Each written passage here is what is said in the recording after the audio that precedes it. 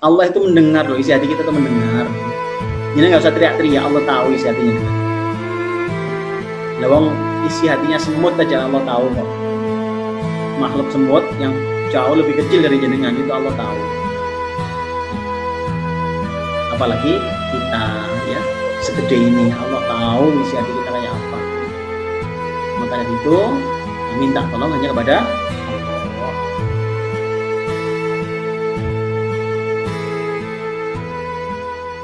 Bismillahirrahmanirrahim. Assalamualaikum warahmatullahi wabarakatuh. Waalaikumsalam warahmatullahi wabarakatuh. Bismillah, alhamdulillah.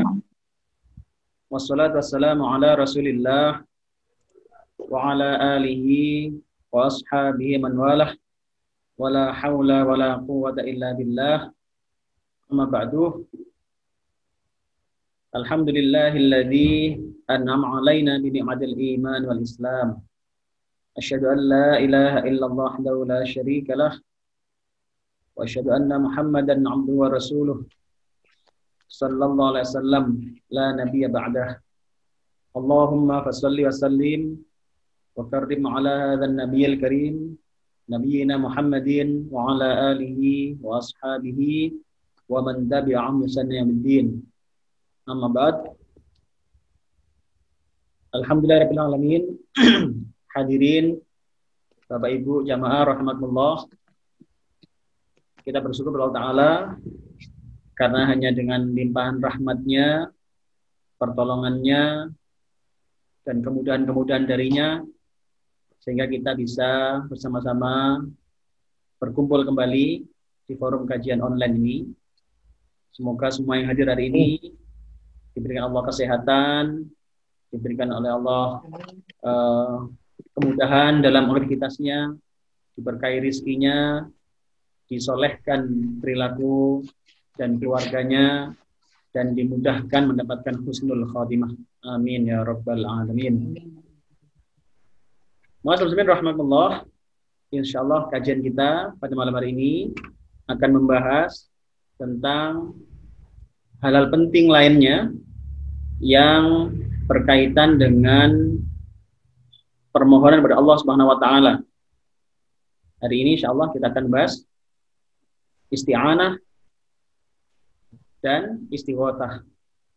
Ini dua hal yang kalau tidak kita antisipasi, itu akan menggelincirkan pelakunya untuk jatuh kepada jurang kesyirikan. Kalau kita antisipasi, akan menggelincirkan pelakunya masuk ke dalam jurang kesesatan. Inginnya mendapatkan pertolongan, inginnya mendapatkan bantuan dari Allah, tapi ternyata tergelincir, jatuh ke dalam jurang neraka. Na'udzubillah, na'udzubillah. Makanya akan kita bahas insya Allah nanti dalam 1 jam ke depan. Semoga ini bermanfaat. Namun sebelumnya mari kita sama-sama mendengarkan tilawah Al-Quran yang disampaikan oleh Mbak Ikma, surat Nuh ayat 1 sampai 12 beserta artinya. Silakan Mbak Ikma. Assalamualaikum warahmatullahi wabarakatuh. Waalaikumsalam warahmatullahi wabarakatuh. A'udzu billahi minasy syaithanir rajim. Bismillahirrahmanirrahim. Inna arsalna Nuhan ila qaumihi an anzir qaumaka min qabli an ya'tiyahum adabun alim. Qala ya qaumi inni lakum nadhirum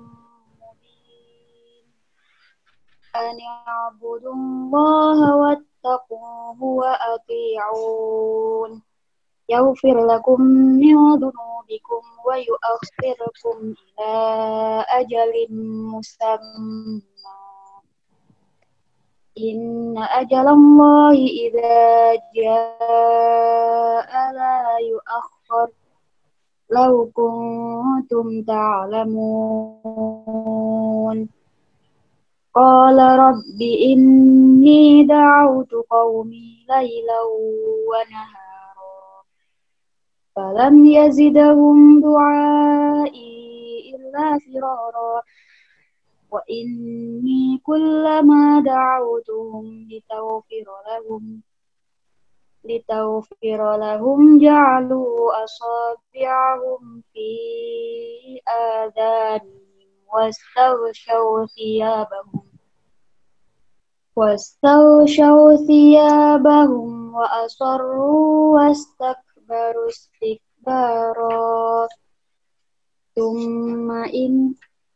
واستغشوا ثيابهم وأصروا واستكبروا استكبارا ثم إني دعوتهم جهارا ثم إني أعلنت لهم وأسررت لهم إسرارا فقلت استغفروا ربكم إنه كان غفارا يرسل السماء عليكم مدرارا ويمددكم بأموال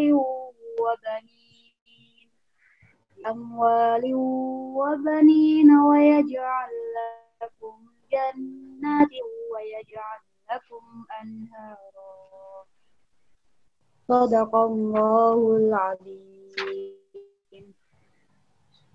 Dengan menyebut nama Allah yang Maha Pengasih lagi Maha Penyayang. Sesungguhnya kami telah mengutus Nuh kepada kaumnya dengan memerintahkan, berilah kaummu peringatan sebelum datang kepadanya azab yang pedih. Nuh berkata, hai kaumku, sesungguhnya aku adalah pemberi peringatan yang menjelaskan kepada kamu, yaitu sembahlah olehmu Allah, bertakwalah kepadanya dan taatlah kepadaku. Niscaya Allah akan mengampuni sebagian dosa-dosamu dan menangguhkan kamu sampai kepada waktu yang ditentukan. Sesungguhnya ketetapan Allah apabila telah datang tidak dapat ditangguhkan kalau kamu mengetahui. Nuh berkata, ya Tuhanku, sesungguhnya aku telah menyeru kaumku malam dan siang. Maka seruanku itu hanyalah menambah mereka lari dari kebenaran. Dan sesungguhnya setiap kali aku menyeru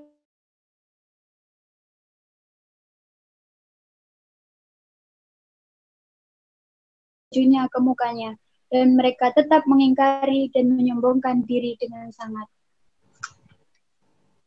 Kemudian sesungguhnya aku telah menyeru mereka kepada iman dengan cara terang-terangan. Kemudian sesungguhnya aku menyeru mereka lagi dengan terang-terangan dan dengan diam-diam.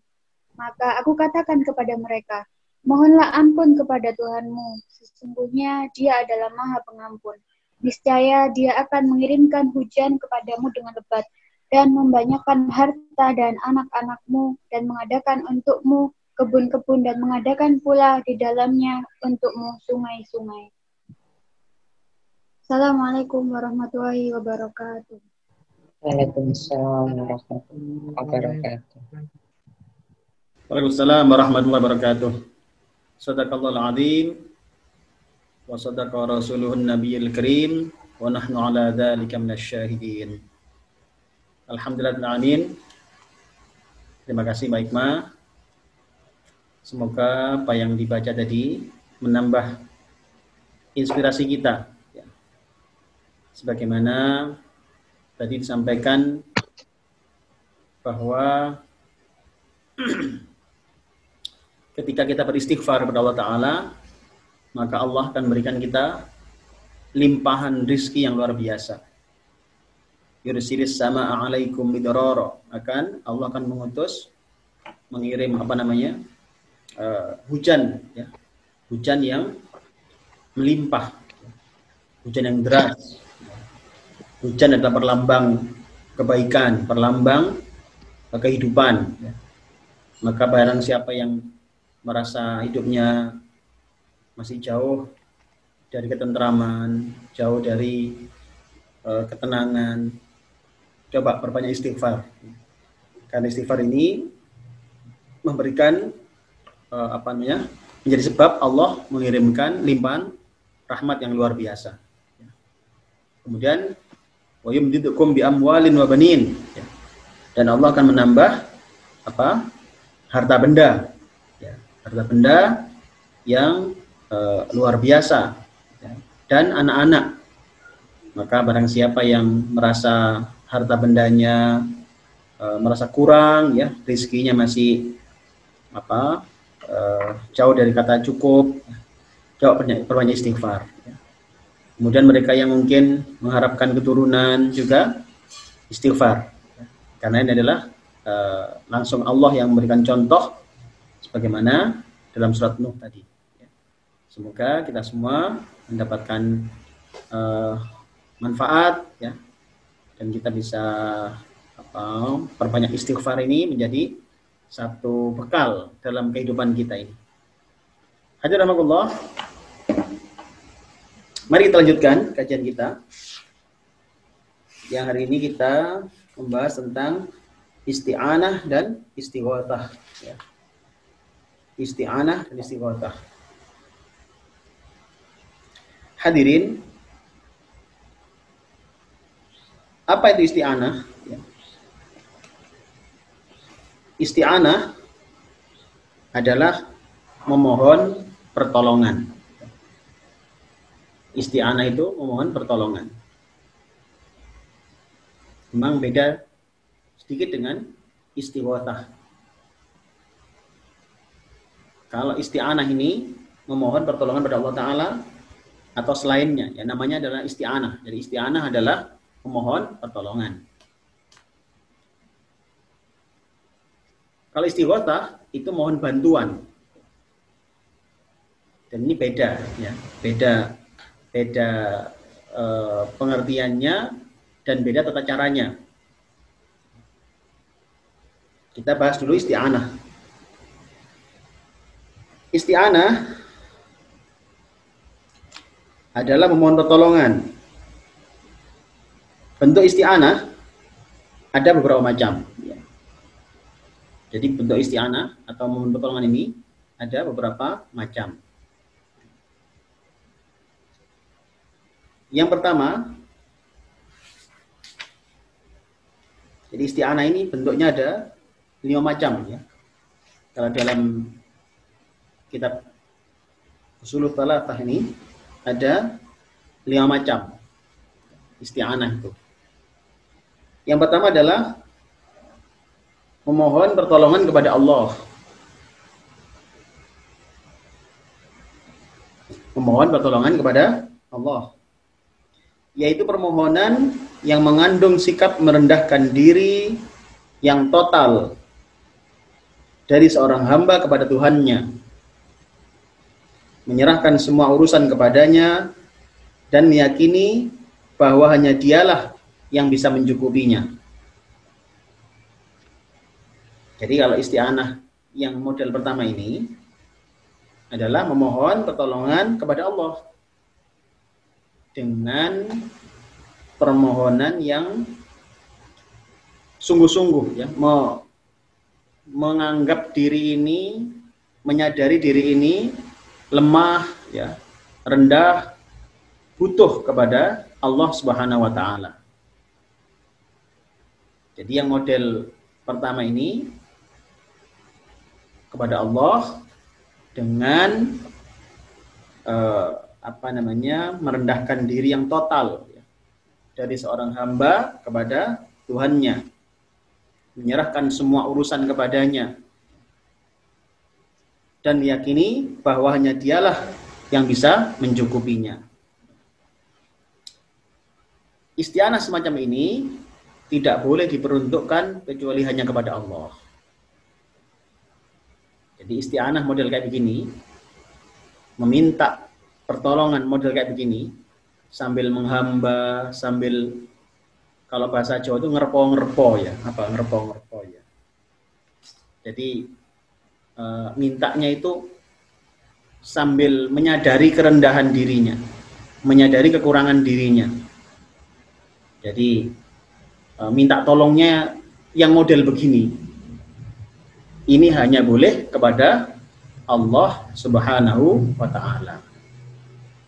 Sebagaimana Allah berfirman dalam Al-Quran, surat Al-Fatihah, ayat kelima. A'udzu billahi minasyaitonir rajim. Iyyaka na'budu wa iyyaka nasta'in. Shadaqallahul azim. Allah berfirman, iyyaka na'budu wa iyyaka nasta'in. Hanya kepada Engkaulah kami menyembah dan hanya kepada Engkaulah kami meminta pertolongan. Jadi di sini isti'anah atau minta pertolongan itu jelas hanya kepada Allah. Jadi yang model minta sambil merendahkan diri itu enggak boleh kepada siapapun, hadirin. Jadi minta tolongnya sambil merendahkan diri itu hanya boleh kepada Allah Subhanahu wa Ta'ala. Hal yang menunjukkan pengkhususan isti'anah kepada Allah dalam ayat ini adalah didahulukannya objek yang berupa kata iyyaka. Dalam tata bahasa Arab, mendahulukan sesuatu yang semestinya diakhirkan menunjukkan pembatasan dan pengkhususan. Jadi karena ada iyyaka, hanya kepada Engkau, hanya kepada panjenengan, na'budu, kami menyembah, wa iyyaka, dan hanya kepada panjenengan, nasta'in, kami meminta pertolongan. Jelas ini dalilnya. Jadi ketika kita nasta'in, minta pertolongan, itu iyyaka, hanya kepada Allah. Yang model bagaimana ini, yang hanya kepada Allah, nggak boleh pada yang lainnya, yang sambil merendahkan diri. Yang sambil mengakui kehebatan beliau, yang sambil mengakui kekurangan kita.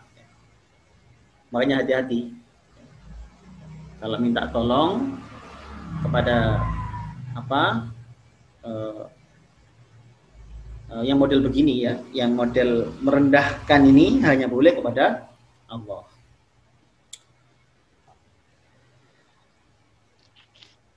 Oleh karena itu, barang siapa memalingkan hal tersebut kepada selain Allah, maka ia telah berbuat kemusyrikan yang menjadikannya keluar dari agama. Na'udzubillah min dzalik. Maka kalau kita meminta dengan model seperti itu kepada selain Allah, itu sudah dianggap keluar dari agama Islam. Hati-hati hadirin, jangan sampai meminta pertolongan dengan model yang tadi itu, merendahkan diri sambil menyatakan kebutuhannya, ya. Itu tidak boleh kepada selain Allah. Hati-hati, jangan minta tolong pada manusia, misalkan minta tolong pada jangan sampai merendahkan diri seperti ketika kepada Allah, nggak boleh. Jadi minta tolongnya itu ya sewajarnya, jangan sampai kemudian menganggap tidak ada yang bisa nolong kecuali dia dan seterusnya. Jangan, nanti itu bisa terjerumus kepada kesyirikan. Ya.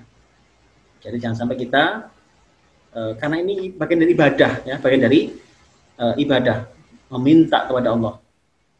Jadi itu adalah meminta yang sambil merendahkan diri, ini adalah bagian dari peribadahan dan tidak boleh kepada selain Allah. Karena ada pengakuan di situ, pengakuan kehebatan dari yang kita mintai pertolongan, pengakuan kemampuan dari yang kita mintai pertolongan. Nah, pengakuan ini loh, ini kan bagian dari ibadah, nggak boleh ini kepada selain Allah. Karena hakikatnya yang selain Allah itu nggak mampu apa-apa. Hakikatnya selain Allah nggak mampu apa-apa kok. Makanya nggak boleh kita sampai menganggap berlebihan. Ya. Kita minta tolong itu sewajarnya. Adapun minta tolong yang benar-benar berharap, benar-benar bergantung, itu hanya kepada Allah. Itu yang pertama hadirin. Yang kedua adalah mohon pertolongan kepada makhluk yang mampu untuk melakukannya. Yang kedua adalah memohon kepada makhluk yang mampu melakukannya. Jadi kita minta tolong pada makhluk yang memang mampu melakukannya. Ini tergantung macam pertolongan yang diminta. Jika dalam kebaikan, maka hal tersebut dibolehkan. Jadi kalau kita ini yang minta pertolongannya kepada makhluk ya selain Allah, yang kita yakin dia mampu melakukan. Dan ini memang ada syaratnya,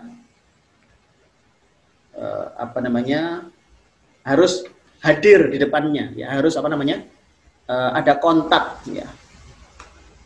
Dan kita yakin dia mampu melakukannya. Nah, misalkan kita minta tolong untuk membangunkan pagar misalkan pada tukang misalkan, itu boleh. Kita minta tolong para dokter untuk mengoperasi penyakit misalkan. Artinya memang pada kemampuannya, maka itu diperbolehkan. Ya. Minta tolong kepada montir untuk membetuli mobil kita misalkan, maka itu diperbolehkan. Jadi memang ini tapi yang harus hadir ya, harus bertemu, ya harus ada kontak, ada komunikasi. Mungkin tidak bertemu secara fisik, tapi ada komunikasi. Mungkin by phone, ya, by WA, ya ada komunikasi. Itu boleh, ya tidak nggak sampai terjerumus pada kesyirikan. Ya. Jadi minta tolong kepada makhluk yang mampu untuk melakukannya. Dan memang harus hadir, ya harus harus kontak, harus ketemu, ya harus ada komunikasi yang benar-benar terjadi. Ya. Makanya nggak boleh kalau nggak ketemu itu, ya nggak kontak itu nggak boleh minta pertolongan seperti itu. Ya. Nah, untuk yang minta tolong ini tergantung pada macam pertolongannya. Kalau yang dimintakan tolong ini dalam masalah kebaikan itu nggak apa-apa. Tolong angkatkan meja, tolong betulkan talang rumah, misalkan tolong, itu hal-hal yang dibolehkan, tidak apa-apa. Tapi kalau lah maksiat nggak boleh. Ya. Jadi hal yang bermaksiat, tolong sakiti tetangga saya, naudzubillah ya, tolong curi itu tidak boleh. Jadi kalau ini hubungannya dengan makhluk, maka itu harus hadir dan kita anggap mampu melaksanakannya, dan yang diminta adalah urusan yang dibolehkan. Sebagaimana Allah berfirman dalam Al-Quran surat Al-Maidah ayat 2. A'udzu billahi minasyaitonir rajim. Wa ta'awanu 'alal birri wat taqwa. Allah berfirman, dan tolong-menolonglah kamu dalam mengerjakan kebajikan dan takwa. Jadi boleh, ya, bahkan sangat dianjurkan kita tolong-menolong dalam kebaikan ini. Ya, yang nggak ngerti ngaji, minta tolong diajari yang bisa menolong yang nggak bisa, saling tolong-menolong dalam kebaikan. Maka ini adalah perintah Allah. Ya. Saling tolong-menolonglah dalam kebaikan dan takwa. Ya. Sedangkan untuk hal yang tidak boleh, hal yang haram, maka itu dilarang. Sebagaimana Allah berfirman, lanjutannya, A'udzu billahi minasyaitonir rajim, wa la ta'awanu 'alal itsmi wal 'udwan. Shadaqallahu adzim. Dan janganlah tolong-menolong dalam berbuat dosa dan pelanggaran. Enggak boleh, ya. Tolong-menolong dalam hal yang dosa, dalam hal pelanggaran enggak boleh. Ya, enggak boleh. Makanya harus hati-hati. Ya, ini tolong-menolong dengan makhluk. Ya. Jangan mau nolong, lihat dulu apa yang ditolong ini. Masalah kebaikan atau masalah maksiat. Yang mau minta tolong juga begitu. Apakah ini hal maksiat atau tidak? Kalau maksiat, tidak usah. Ya, jangan. Ya, karena memang tidak boleh. Ya. Tidak boleh tolong-menolong dalam hal dosa dan pelanggaran atau permusuhan, tidak boleh. Ya. Makanya hadirin hati-hati ya, kalau kita misalkan menyaksikan saudara kita sedang bermusuhan misalkan ya jangan dibantu tambah seru musuhan nih, jangan. Ya. Jadi orang sudah nggak saling menyapa, jangan tambah dukung ya. Harusnya disadarkan bahwasanya nggak saling menyapa itu dalam Islam maksimal 3 hari loh, ya nggak boleh lama-lama ya. Ya karena memang seperti Rasulullah, tidak halal bagi seorang Muslim itu ya tidak menyapa saudaranya lebih dari 3 hari. Ya. Jadi segera saling memaafkan, segera saling mendahului untuk memaafkan. Ya. Buktinya adalah dengan menyapa duluan. Ya. Jadi saling memaafkan itu, yang menyapa duluan itu yang berarti memaafkan duluan. Ya. Karena berarti dia sudah memaafkan saudaranya, mungkin dia mau menyapa itu. Jadi bukan kemudian nunggu dimintai maaf. Ya. Loh, katanya hadisnya itu yang paling mulia itu yang memaafkan duluan. Nah, berarti Anda minta maaf saya dulu. Nah, itu. Tidak ada begitu. Yang memaafkan duluan itu artinya adalah dia yang menyapa duluan. Berarti dengan dia menyapa, dia sudah memaafkan saudaranya. Jadi dia tidak lagi mempermasalahkan kesalahan saudaranya, dengan dia mau menyapa duluan. Tambah lagi ada satu surat hadis, Allah itu akan memaafkan dosa hamba itu setiap hari Senin dan Kamis. Ya. Allah itu otomatis itu akan memaafkan dosa hambanya itu Senin dan Kamis. Kecuali siapa? Kecuali orang yang sedang tidak rukun sama saudaranya. Kecuali orang yang sedang tidak rukun dengan saudaranya. Maka saran saya, kalau gegeran sama saudara tetangga ya, tolong hindari hari Senin dan Kamis ya. Jadi jangan sampai hari Senin Kamis ya. Itu nanti nggak dapat maafnya Allah nanti ya. Iman kan? Ya tentu yang paling baik tidak usah berkepanjangan ya. Maafkan aja sudah. Orang dolim itu akan dibalas Allah sendiri kok ya. Jangan nggak usah balas, dibalas sendiri sama Allah. Karena Allah itu nggak suka orang-orang dolim itu tinggal di bumi itu nggak suka. Ya. Sebenarnya nggak bumi itu gergeten ya, bumi itu gergeten, bumi laut itu gergeten. Dalam satu riwayat hadis itu bumi itu sambat pada Allah, ya Allah izinkan aku menelan mereka dalam perutku. Ya, orang-orang dolim itu, mereka ini durhaka kepadamu ya Allah, mereka ini kufur kepada nikmatmu, mereka ini menyekutukan engkau dan seterusnya ya, banyak hal lah. Dan minta izin pada Allah akan menenggelamkan manusia-manusia ini, makhluk-makhluk dolim itu ke dalam dasar bumi. Tapi Allah yang melarangnya. Allah melarang. Jadi sebenarnya bumi itu gemergeten gitu ya. Di riwayat yang lain itu adalah laut. Laut itu setiap malam itu sudah izin pada Allah untuk menumpahkan airnya ke daratan. Jadi makanya alam semesta ini sebenarnya nggak nyaman melihat orang-orang makhluk-makhluk Allah yang durhaka, makhluk Allah yang syirik, ya, kufur, ya, munafik. Wah sudahlah, pokoknya makhluk-makhluk demikian ini nggak disukai oleh alam semesta ini. Ya. Makanya kalau ada orang dolim, nggak usah balas, itu Allah sendiri akan beresin nanti, ya. Jadi alam semesta ini sudah nggak nyaman gitu ya, nggak nyaman dengan keberadaan orang-orang yang dolim. Maka sudah kita nggak usah ikut terlarut, ya. Sudah maafkan saja sudah, biar Allah yang menyelesaikannya. Kalau kita bisa maafkan itu lebih baik. Kalau nggak bisa sudah serahkan pada Allah Taala. Ya. Jadi lebih baik kita konsentrasi memperbaiki diri, konsentrasi menambah amal ibadah, konsentrasi untuk mempersiapkan akhir hidup ini loh. kayak sekarang ini kan akhir-akhir ini itu kan apa nggih, orang-orang yang zalim itu mempermasalahkan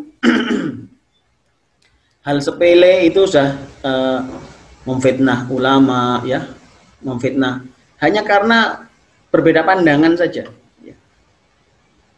Padahal kalau itu ternyata yang dipersekusi, yang disakiti itu adalah walinya Allah, wah itu bermasalah itu ya, bermasalah. Yang menyakiti itu akan dia sedang mencari masalah ya, karena yang dia sakiti adalah wali-wali Allah, yang dia keberadaan dia itu ikhlas karena Allah, dakwah ikhlas karena Allah, berani nyakiti, waduh itu sudah urusannya itu nggak sederhana. Karena yang marah bukan dia, mungkin dia akan maafkan, dia senyum saja, tapi Allah yang mengutus dia untuk berdakwah, yang menjadi tumpuan hidupnya hanya karena Allah, semua berusaha dia beramal hanya karena Allah. Ini yang akan yang akan beresi itu ini.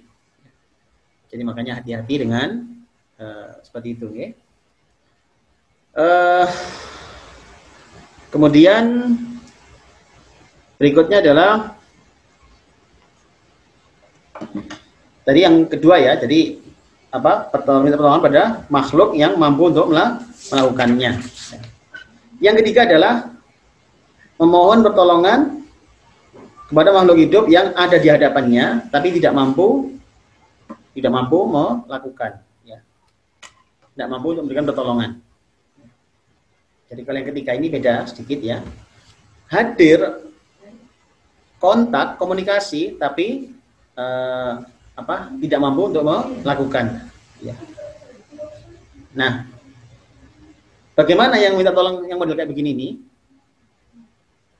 ini jelas suatu kesia-siaan karena dia tidak memiliki kuasa. Hal ini seperti halnya seorang meminta tolong kepada orang yang lemah untuk mengangkat beban yang berat ya. Jadi hal yang model kedua ini kesia-siaan sebenarnya. Dong kita ini tahu dia itu nggak mampu kok kita minta tolong dia. Kesia-siaan sebenarnya itu. Makanya kita kalau minta tolong itu lihat ini.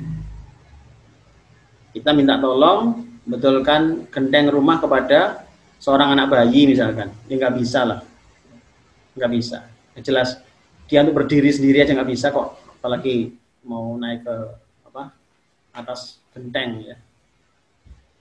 Yang keempat adalah memohon pertolongan kepada orang mati.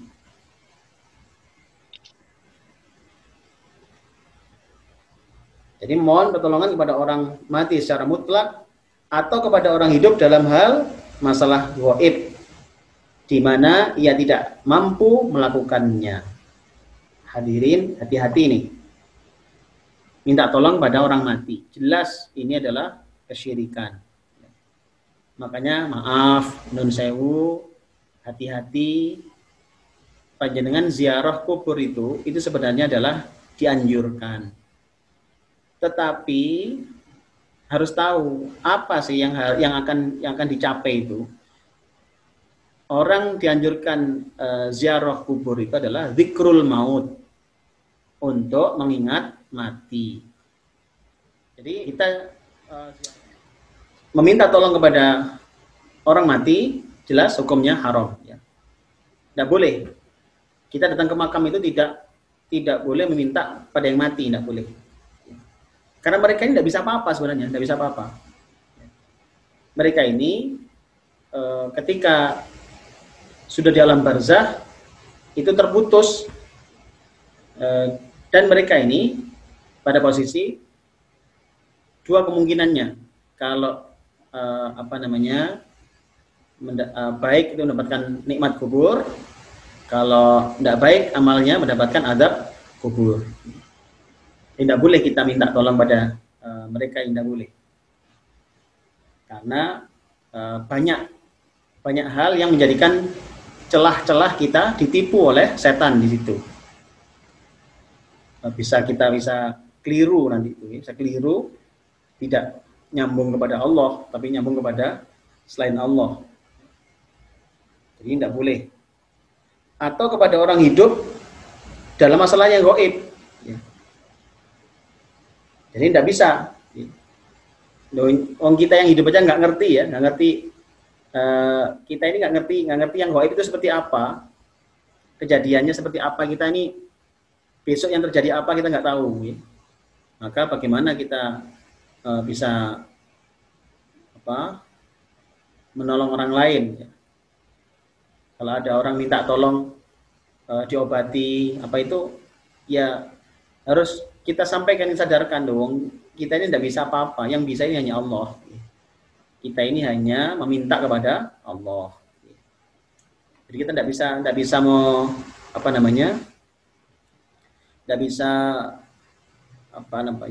menolong sesuatu di luar kemampuan kita. Dan urusan gaib ini urusan yang kita tidak mampu melakukannya. Itu adalah area kekuasaan Allah, dan kita hanya minta saja, minta pertolongan saja. Oke. Jadi ini merupakan kesyirikan yang terjadi ya, karena munculnya keyakinan bahwa orang yang dimintai pertolongan memiliki kemampuan yang luar biasa di alam ini. Jadi minta tolong kepada orang mati atau orang hidup dalam urusan gaib, ya, itu berbahaya, terjerumus pada kesyirikan. Itu karena munculnya perasaan, munculnya anggapan bahwasannya si orang mati ini memiliki kemampuan luar biasa. Ya, seorang mati ini memiliki kemampuan luar biasa. Itu nggak boleh, nggak boleh. Si orang hidup yang ini, wah ini kemampuan hebat, ya, orang sakti Mandraguna, ya. Hati-hati, itu bisa terjerumus kepada kesyirikan gara-gara itu. Ya. Makanya hati-hati. Jadi kalau kita minta tolong urusan yang fisik tadi ya, minta tolong betulkan genteng, minta tolong betulkan motor, mobil, itu nggak ada masalah. Tapi yang urusan gaib, hati-hati, hati-hati, ya. Minta tolong melancarkan rizki, tidak boleh, ya. Yang membagi rizki itu Allah kok. Yang memberi rizki itu siapa? Allah. Tidak boleh kita seperti itu. Kalau minta tolong didoakan, nah beda lagi urusannya. Kita minta tolong ada guru kita, ya, para kiai, para ustadz kita, minta tolong doanya kiai, ustadz, agar Allah berkenan berikan kesehatan pada kami sekeluarga, itu boleh, nggak masalah itu. Jadi kan kita minta didoakan, ya. Tapi kalau kita menganggap dia mampu, waduh, itu berbahaya. Itu sudah menyantumkan menganggap ada sifat-sifat rububiyah, ya. Kita menganggap orang itu bisa datangkan hujan misalkan, oh tidak boleh itu kesyirikan itu. Yang datangkan hujan kan Allah, ya. Tidak boleh. Ya, saya masih ingat ada suatu ketika ada orang yang minta yang mengundang mau punya acara, ya, terus sambil dia konsultasi katanya itu mau punya gawe mantenan, terus kami diundang untuk memberikan tausiah di situ. Nah, sambil beliau bilang, Ustadz, kami tidak pakai tidak pakai sajen loh, sudah. Kami sudah pasrah pada Allah, katanya. Oh, nggih, bagus, saya bilang itu bagus itu. Sudah, serahkan pada Allah saja. Yang punya hujan itu Allah, yang punya menjenengan juga Allah, yang tahu isi hati jenengan juga Allah. Nggak usah khawatir, Allah pasti akan menolong kok. Kalau jenengan sungguh-sungguh minta pada beliau, ditolong nanti itu. Sudah, hujan ini milik Allah. Sudah berlalu acara kurang 2 minggu, telepon lagi beliau nyampaikan, Ustadz, jangan lupa acaranya. Oh ya, enggak lupa, bilang gitu. Terus dia nyampaikan lagi, Ustadz, kami sudah nggak pakai sajen, Ustadz, nah begitu. Oh nggih, bagus, saya bilang itu bagus, ya bagus, sudah lanjutkan saja, itu bagus itu. Sudah, tawakal pada Allah ibu, tawakal pada Allah, sudah. Nggih.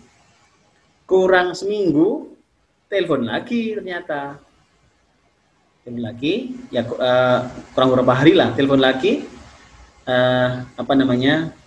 Nyampaikan lagi, Ustaz, enggak lupa ya caranya. Oh, enggak lupa. Terus dia bilang gini, Ustaz, enggak apa-apa, enggak pakai sajen gitu. Jadi ternyata dia ragu-ragu, ya. Jadi mungkin dia abani sama tetangganya, saudara-saudaranya, ya. Diweden-wedeni, enggak pakai sajen tambah mambu kabeh berkate ya. Atau apa. Ya Allah, ini apa sesuatu penyimpangan hadirin, hati-hati, ya. Hati-hati ya. Jadi sudah yakin pada Allah. Ya. Allah itu mendengar loh, isi hati kita itu mendengar. Jadi nggak usah teriak-teriak, Allah tahu isi hatinya dengan. Ya. Lawang isi hatinya semut aja Allah tahu kok. Ya. Makhluk semut yang jauh lebih kecil dari jenengan itu Allah tahu. Ya. Apalagi kita ya. Segede ini Allah tahu isi hati kita kayak apa. Maka dari itu minta tolong hanya kepada Allah. Kemudian yang kelima, yang terakhir dalam bahasan isti'anah ini, menjadikan amal soleh dan halal yang dicintai Allah sebagai penolong.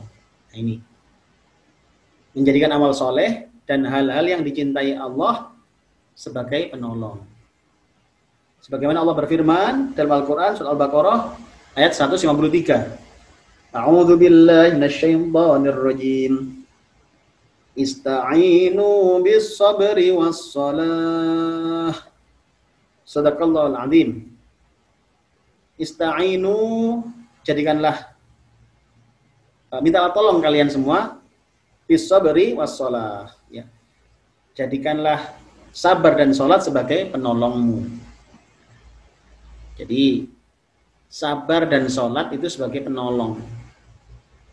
Artinya kita minta tolong pada Allah itu dengan perantara amal-amal soleh gitu loh. Bisa kita menolong Allah dengan kita berbanyak amal kebaikan ya, dengan berbanyak kesabaran ya, itu adalah penolong. Artinya kita minta tolongnya itu kepada Allah, tapi ini jadi perantaranya ya. Amal-amal soleh yang disyariatkan dan memang itu diperintahkan oleh agama kita ini ya. Jadi amal soleh ini menjadi penolong, menjadi menjadi lantaran gitu ya, lantaran untuk mendapatkan pertolongan dari